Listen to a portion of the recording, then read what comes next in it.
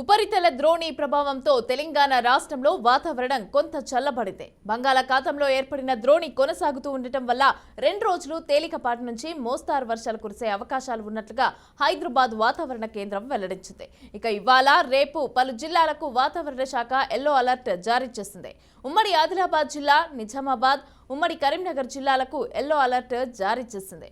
గంటకు 30 నుంచి 40 కిలోమీటర్ల వేగంతో ఈదురుగాలులు వీచే అవకాశం ఉందని వాతావరణ శాఖ తెలిపింది.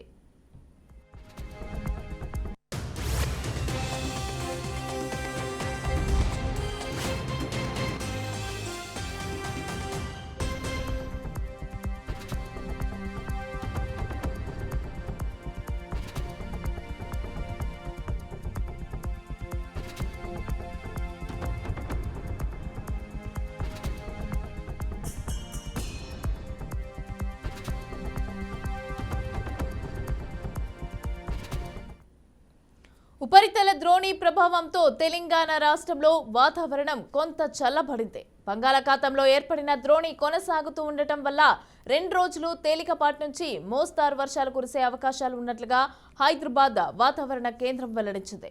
ఇవాళ రేపు పలు జిల్లాలకు ఎల్లో అలర్ట్ జారీ చేసింది. ఇక ఉమ్మడి ఆదిలాబాద్ జిల్లా, అలాగే నిజామాబాద్ జిల్లా, ఉమ్మడి కరీంనగర్ జిల్లాలకు ఎల్లో అలర్ట్ జారీ చేసింది. గంటకు 30 నుంచి 40 కిలోమీటర్ల వేగంతో ఈదురుగాలులు వీచే అవకాశం ఉందని వాతావరణ శాఖ తెలిపింది.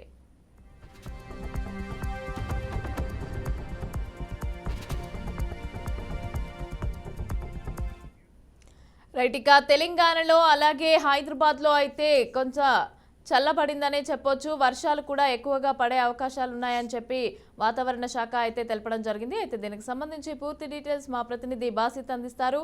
బాసిత్,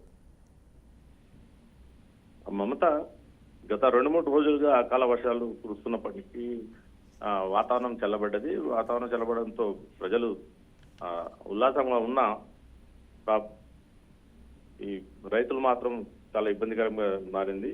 ఆదిలాబాద్, నిజామాబాద్, కామారెడ్డి, కరీంనగర్, రాజన్న, సిరిసిల్ల, సిద్దిపేట, రంగారెడ్డి తదితర జిల్లాల్లో ఈదురుగాలతో కూడిన వడగండ్ల వాన అన్నదాతను అతలాకుతలం చేసింది. పంటలు చేతికి రానున్న సమయంలో కురిసిన వడగండ్ల వాన రైతులకు కన్నీరు మిగులుస్తుంది. వరి, మొక్కజొన్న, జొన్న పంటలతో పాటు బొప్పాయి, మామిడి సహా ఇతర ఉద్యాన పంటలు దెబ్బతినడమే కాకుండా రైతులకు చాలా తీవ్ర ఇబ్బందులు నష్టం చేశాయి. రైతులు చాలా ఇబ్బందులు పడుతున్నారు. ఈ అకాల వర్షాలతో మరణాలు కూడా సంభవించాయి.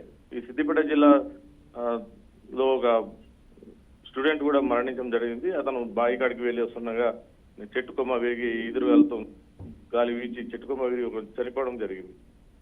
గతంలో అకాల వర్షాల వల్ల రైతులు నష్టపోతే అప్పటి ముఖ్యమంత్రి కేసీఆర్ కూడా స్వయం వెళ్లి రైతులను పరామర్శించారని నిన్న హరీష్ రావు తన ట్వీట్ లో చేయడం జరిగింది. ఇప్పుడు కూడా ప్రభుత్వం స్పందించి నష్టపోయిన రైతులకు నష్టపరిహారం చెల్లించాలని చెప్పి హరీష్ రావు కూడా నిన్న ఒక ట్వీట్ లో ప్రకటించడం జరిగింది.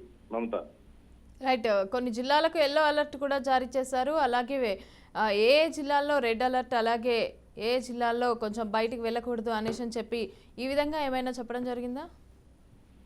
అంటే వాతావరణ శాఖ తెలపడం చూస్తుంటే భారీ వర్షాలు వచ్చే అవకాశాలు ఉన్నాయి.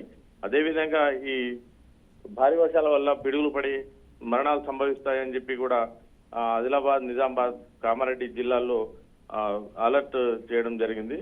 అదేవిధంగా మెదక్, సిద్దిపేట జిల్లాలో కూడా ఈదురుగాలు బాగా వీచే అవకాశం ఉంది. వడగండ్ల వాన కూడా కురిసే అవకాశం ఉంది.